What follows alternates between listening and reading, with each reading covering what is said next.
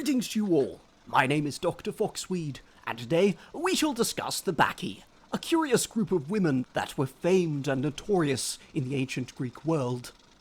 The Bacchae were followers of the Greek god Dionysus, an entourage of women that threw wild parties for the god. Their devotion to Dionysus is implied in their name, which is drawn from the god's title Bacchus. In the Greek myths, these Bacchae were at once bringers of joy and festivity, but they were also capable of terrible acts of violence, tearing apart live animals limb from limb, and sometimes even human beings. But let's put that aside for just one moment. What can we learn about these celebrants of Dionysus? A few comments about their god are first in order. Dionysus was a very old nature god from the Greek world, a god of vegetation and fertility.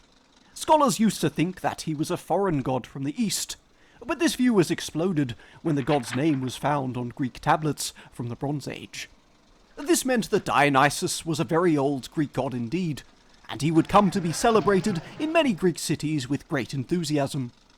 At Athens, there was an old spring festival to Dionysus called the Anthesteria, where people would get very drunk on freshly opened wine. These festivities were key to shaping the identity of Dionysus. As a Greek god of the vine, he was linked not just to wine, but also the feeling of intoxication in general. Modern examples of this are not hard to find. When people dance at raves, this is very much in the domain of Dionysus.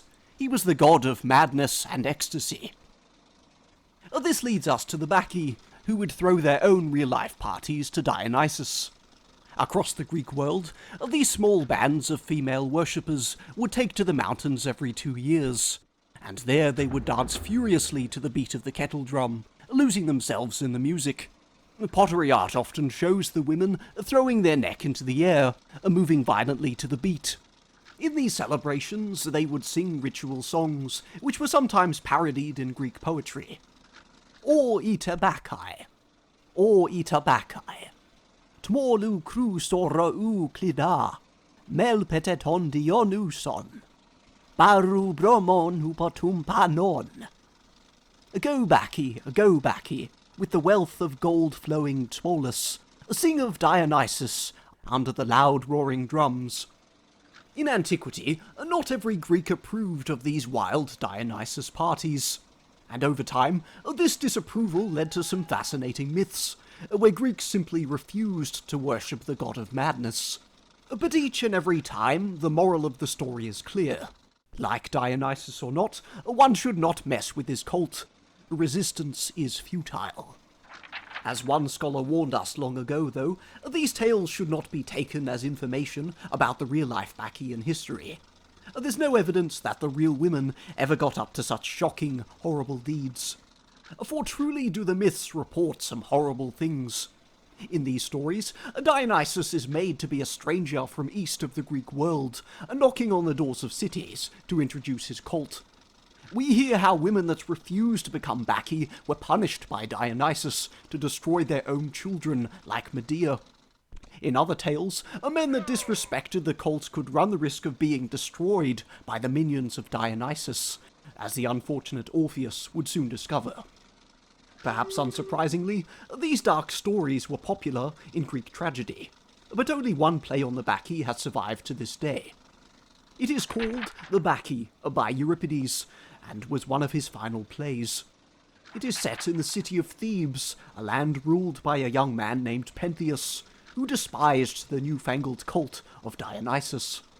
The story goes that Dionysus arrived at Thebes with his Eastern worshippers to introduce his rites into the city, disguising himself as their cult leader. But young Pentheus resisted the cult, believing them to be a bunch of lunatics that were up to no good in their secret parties on the mountains, and this led Pentheus to have the stranger and the Theban women arrested. But the tyrant had underestimated the powers of Dionysus. Through his miracles, the women escaped and returned to the mountains to celebrate once again. One could not contain Dionysus. This truth applied as much to Pentheus as it did the Bacchae. As much as he hated the cult, deep down he wanted to know more about them. A famous case of Freudian repression. Drawing on this weakness, the mysterious cult leader persuaded Pentheus to spy on the women during their mountain celebrations. So soon enough, the tyrant would disguise himself as a woman to spy on the worshippers, to learn some forbidden knowledge about this secret cult. But his curiosity would not go unpunished. At the hands of the Bacchae, Pentheus would get torn apart like a Christmas cracker by his own mother Agave, who was afflicted with madness. Thinking that she was merely hunting a lion, the frenzied woman carried off her son's head, thinking it was a hunting trophy. But eventually she would come to her senses and recognize the head of her own son Pentheus. Such was the punishment for those who dared to defy Dionysus. That concludes our treatment on the Bacchae, and the dread powers of their god. Say what you will about them, they certainly knew how to throw a good party. Or ita Bacchae. Class dismissed.